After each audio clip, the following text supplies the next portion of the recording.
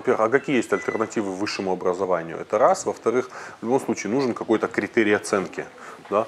То есть диплом, ну пускай будет диплом. Да? Это не значит, что бездумно нужно брать человека с высшим образованием там, на какую-то работу, если это ничем не подкреплено. Но в любом случае, ну, согласись, очень сложно представить работодателя, к которому приходит парень или девушка с улицы и говорит: я караул какой умный, вот я правда не учился, самоучка, вот, и возьмите меня на работу. Ну, в любом случае, я думаю, что никуда от этого не деться.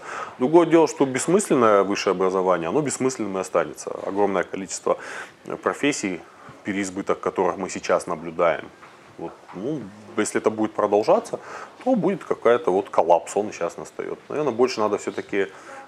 У нас проблема сейчас со средним образованием, с техническими профессиями, вот, с людьми, которые в конце концов руками что-то делать умеют, а не только этими руками там, тыкать в клавиши. Вот.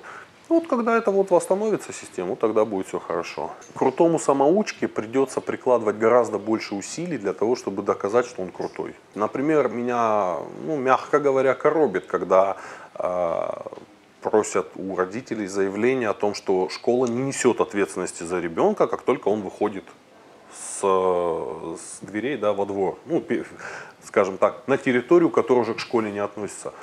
Ну, какое-то скотство, это вам не кажется? Я понимаю, что в принципе, да, не должны учителя вот после рабочего дня нести ответственность за ребенка. Ну, чисто по-человечески, ну, я не знаю, ну, как так? Ну, все равно, что, да, там доктор, прооперировав больного, скажет: вот дальше я ответственности не несу.